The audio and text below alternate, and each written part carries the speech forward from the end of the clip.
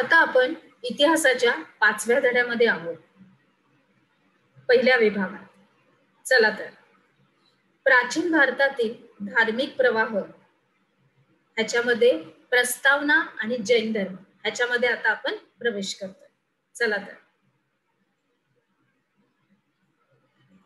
विद्यार्थी मित्रांनो, आतापर्यंत आपण पूर्णपणे अश्मयुगीन युगापासून ते हडप्पा संस्कृती ते वेद काळातील संपूर्णपणे जीवन शासन संपूर्णपणे बघत बघत बघत आता आपण थोड्याशा धार्मिक प्रवाहाकडे वळतोय.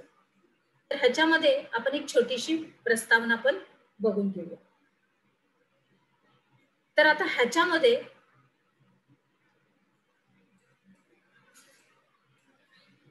असं आहे या प्रस्तावनेमध्ये की वेद काळाच्या शेवटी यज्ञविधींमधील तपशिलांना महत्व आलेलं आहे. बघा, नीट ऐका, मी काय बोलते ते अगदी नीट ऐकून घ्या.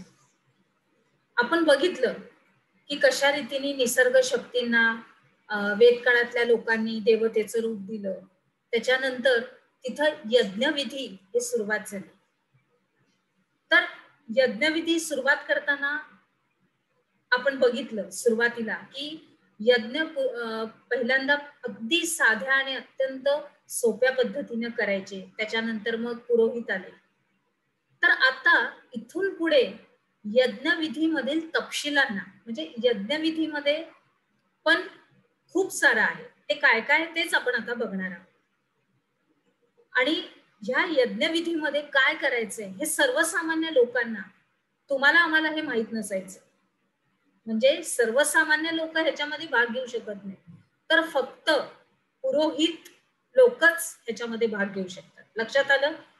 म्हणजे ब्राह्मण वर्ग, त्यातले पुरोहित लोक हेच विशिष्ट जण त्याच्यामध्ये जाऊन यज्ञविधी करत असत.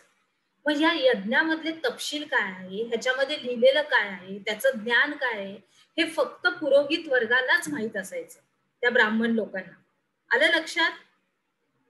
तर आता माणसांच्या कर्तृत्वापेक्षा त्याचा जन्म हा कोणत्या वर्गात झाला यावर त्याचे समाजातले स्थान ठरायला लागले. लक्षात आलं? त्याचं कर्तव्य बघितलं जायचं नाही, म्हणजे त्याचं जे काम आहे ते न बघता त्याचा जन्म हा कोणत्या वर्गात झालेला आहे. पण आणि आपण ह्याचा पण अभ्यास केलेला आहे. शूद्रामध्ये आहे की ब्राह्मणामध्ये आहे की क्षत्रियामध्ये आहे, ह्याच्यामध्ये अशा रीतीने. आलं लक्षात? तर मग सर्वसामान्यांना उपनिषदांमधला विचार, आत्म्यांचे स्वरूप, आत्म्याचे अस्तित्व हे समजायला अवघड होतं. लक्षात आलं?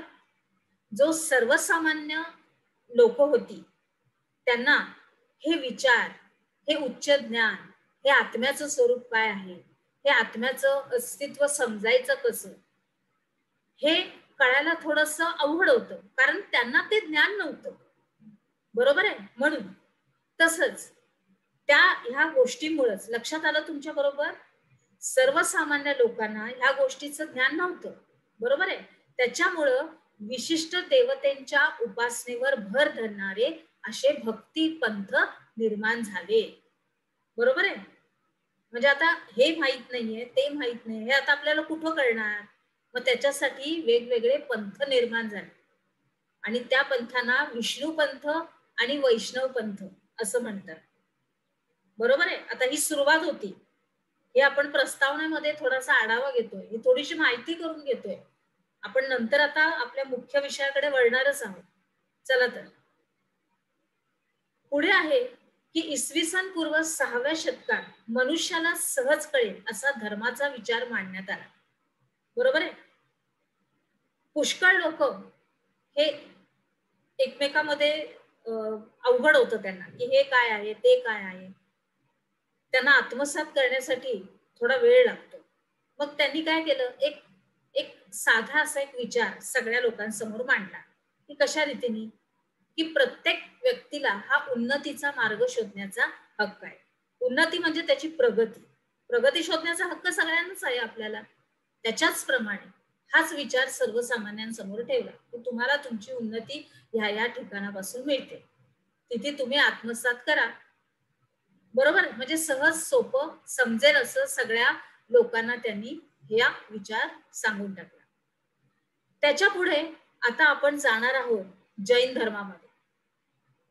जैन धर्म कसा निर्माण झाला, कोणी निर्माण झाला, कोणी निर्माण केलाय तो, किंवा त्याच्यामध्ये काय उद्देश आहे, काय विचारधारा आहे, याच्याबद्दल आता आपण अभ्यास करणार आहोत. तर जैन धर्म हा भारतातल्या सगळ्यात प्राचीन धर्म आहे. बरोबर, आणि याच्यामध्ये अहिंसेला महत्व दिलेलं आहे. हिंसा करायची नाही, मारायचं नाही, मारणं हा प्रकार नाहीये. अहिंसेला जास्तीत जास्त महत्व आहे. त्याच्या पुढे आता हा जो जैन धर्म आहे, हा जेव्हा प्रगट करतात किंवा लोकांना सांगतात, तर त्या लोकांना तीर्थकर म्हणतात. काय म्हणतात? तीर्थकर. बरोबर, आणि असे एकूण 24 तीर्थकार होऊन गेलेले आहेत. किती? 24. लक्षात आलं? परत एकदा ऐका.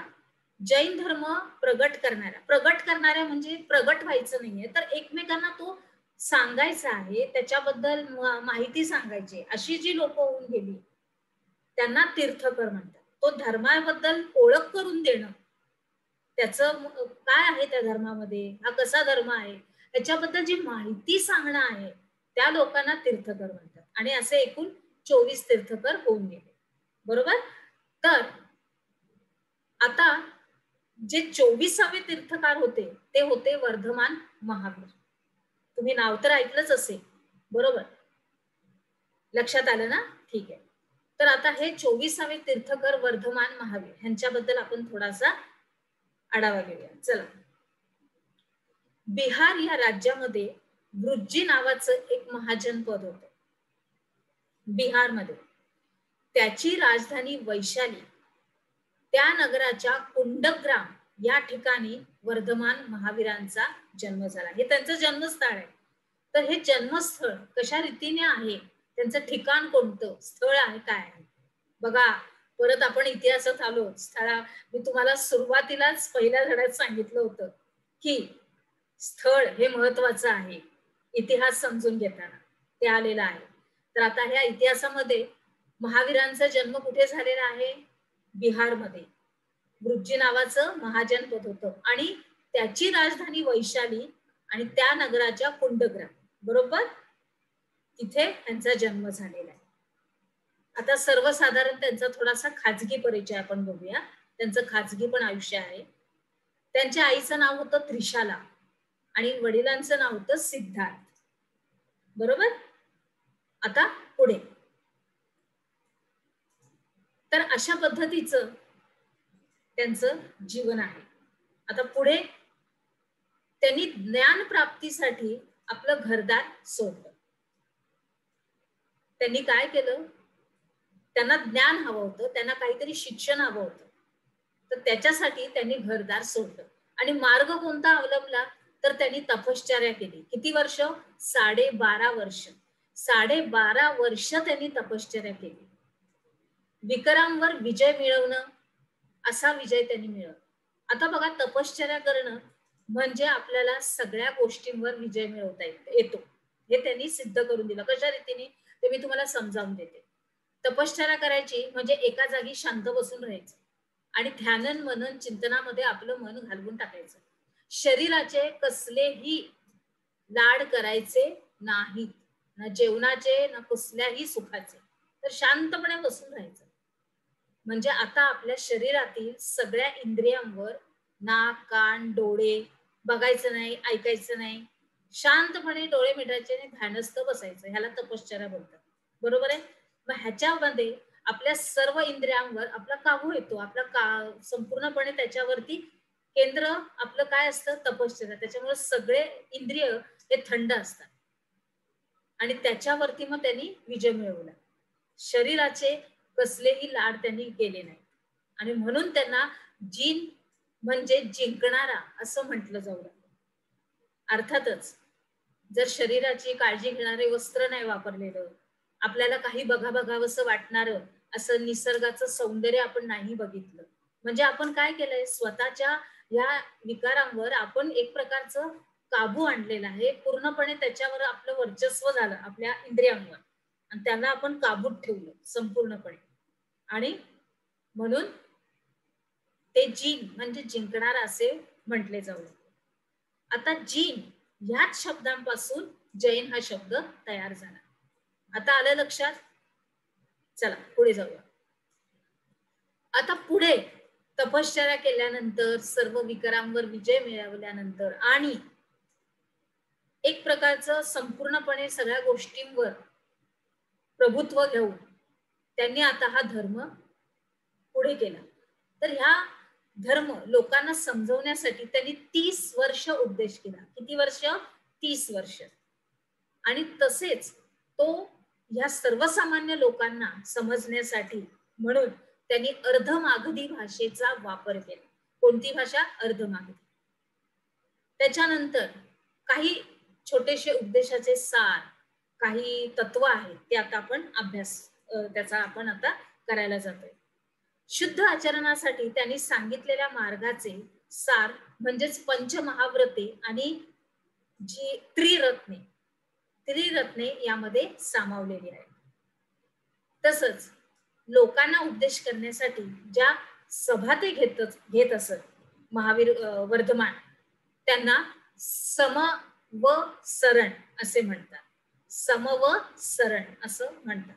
म्हणजे त्यांच्या सभा ह्या विशिष्ट सभा असत, म्हणजे ते लोकांना उपदेश करत, धर्माबद्दल माहिती सांगत, त्या सभेला सम व सरण असे म्हणतात. आता पुढे जाऊया. आता आपण इथे त्यांचं चित्र पण बघत आहोत, शिवाय इसवी सन पण बघत आहोत. आता ही पंचमहाव्रते काय आहेत हे आपण एक थोडक्यात समजावून घेऊया. तर पंचमहाव्रते म्हणजे अत्यंत काटेकोर पाळण्याचे 5 नियम. बरोबर आहे? आता ते कोणते आहेत ते आपण बघूया. पहिला आहे अहिंसा. कोणत्याही जीवाला दुखापत होईल किंवा त्यांची हिंसा होईल असं वागायचं नाही. कोणत्याही जीव, मग तो प्राण्यांचा असो किंवा कुठल्या मनुष्याचा असो, तर त्याला आपण दुखापत करायची नाही आणि कुठलंही हिंसा, वाईट प्रकार होऊ नये याची पूर्णतः काळजी घ्यायची. दुसरं आहे सत्य, म्हणजेच प्रत्येक वचन आणि कृती ही खरेपणाची असावी. जे काही काम तुम्ही घेता आपल्या हातामध्ये ते अत्यंत प्रामाणिकपणे आणि काटेकोरपणे त्याचे नियम वापरून ते करायचं. बरोबर आहे? आता तुम्हाला जो आम्ही अभ्यास देतो शिक्षक वर्ग, तो अभ्यास व्यवस्थित करायचा. घरचा अभ्यास, वर्गाचा अभ्यास आणि व्यवस्थित अभ्यास करून प्रामाणिकरित्या पास व्हायचं. बरोबर आहे? खरेपणाची वृत्ती असली पाहिजे आपल्या. पुढचं आहे अस्तेय. अस्तेय म्हणजे स्थेय म्हणजे चोरी. आता मी कसं नीट लक्षात येते तुमच्या, अतिशय विस्तृतरित्या समजावून देते मी तुम्हाला. स्थेय म्हणजे चोरी, दुसऱ्यांच्या मालकीची किंवा हक्काची गोष्ट त्या मालकाच्या संमतीशिवाय घेणं म्हणजे चोरी आहे. बरोबर आहे? कुणाचेही दुसऱ्याच्या मालकीची हक्काचं घर असेल किंवा त्याचा प्राणी असेल किंवा कोणतीही वस्तू असेल, तर त्या मालकाची पहिल्यांदा तुम्हाला परवानगी घ्यावी की बाबा मी हे घेऊ का, ह्याचा मी वापर करू का. तरच त्या मालकाने जर तुम्हाला परवानगी दिली तरच ती वस्तू किंवा प्राणी किंवा व्यक्ती ह्याचा वापर तुम्ही तुमच्या आयुष्यात करायचा. म्हणजेच चोरी न करणे. बरोबर? म्हणजेच असतंय. पुढे आहे अपरिग्रह. मनात हाव बाळगून मालमत्तेचा साठा करण्याकडे माणसाचा कल असतो. बरोबर आहे? आता हे सगळेच लोक आपले काहीतरी आपली मालमत्ता जमून करण्याच्या बेतात असतात. तर असा साठा करायचा नाही, म्हणजेच अपरिग्रह. बरोबर आहे? आलं लक्षात? आता 4 पर्यंत, 4 ह्याच्या नियमापर्यंत. आता पुढे ब्रह्मचर्य. ब्रह्मचर्य म्हणजे शरीराला सुखकारक वाटणाऱ्या गोष्टींचा त्याग करून व्रतांचे पालन करणे म्हणजेच ब्रह्मचर्य. ब्रह्मचर्य म्हणजे शरीराची चांगले आपल्याला कपडे घालावेसे वाटतात, चांगलं खायला आवडतं आपल्याला, काही चांगली वस्तू असेल तर ती आपल्याला घ्यावीशी वाटते, आपल्याकडे हवीशी वाटते, किंवा चांगली आपल्याला वस्तू दिसली तर आपल्याला ती बघायला सुद्धा आवडते. तर या गोष्टींचा त्याग करायचा, कारण त्या आपल्या शरीराला सुखाच्या वाटतात, पण त्यांना त्याग करायचा म्हणजेच ब्रह्मचर्य. आले लक्षात व्यवस्थित? ही पंच महाव्रते आहेत. बरोबर. आता पुढे त्रिरत्ने. आता त्रिरत्ने म्हणजे काय? 3 रत्न. त्रि म्हणजे 3 आणि रत्न म्हणजे आपले महत्वाची रत्न. बरोबर आहे. आपला दागिना आहे तो मुख्य. तर काय काय आहे? एक आहे सम्यक दर्शन, दुसरा आहे सम्यक ज्ञान, तिसरा आहे सम्यक चरित्र, आणि ही 3 तत्वे म्हणजेच काय आहे? संतुलित. संतुलित म्हणजे कसं? मर्याद. प्रत्येक गोष्टीला ही मर्यादा असलीच पाहिजे, संतुलित असलं पाहिजे. आपण उदाहरणार्थ आता आपल्याला जिलेबी जास्त आवडते किंवा पेढे जास्त आवडतात, तर आपण काय करतो? ते खात राहतो, परंतु ते सुद्धा मर्यादित संतुलितच खाल्ले पाहिजे. पेढे आवडतात किंवा जिलेबी आवडते किंवा अजून काही आपल्याला आवडत, तर ती गोष्ट आपण जास्त त्याच्या आहारी जाऊ नये. तर प्रत्येक गोष्टीमध्ये आपण मर्यादितपणा ठेवायचा आणि संतुलितपणा ठेवायचा, जेणेकरून ती गोष्ट आपल्याला उपयोगी अशी पडेल आणि त्या वस्तूचाही योग्य प्रकारे वापर करण्यात येईल. लक्षात आलं? चला पुढे जाऊया.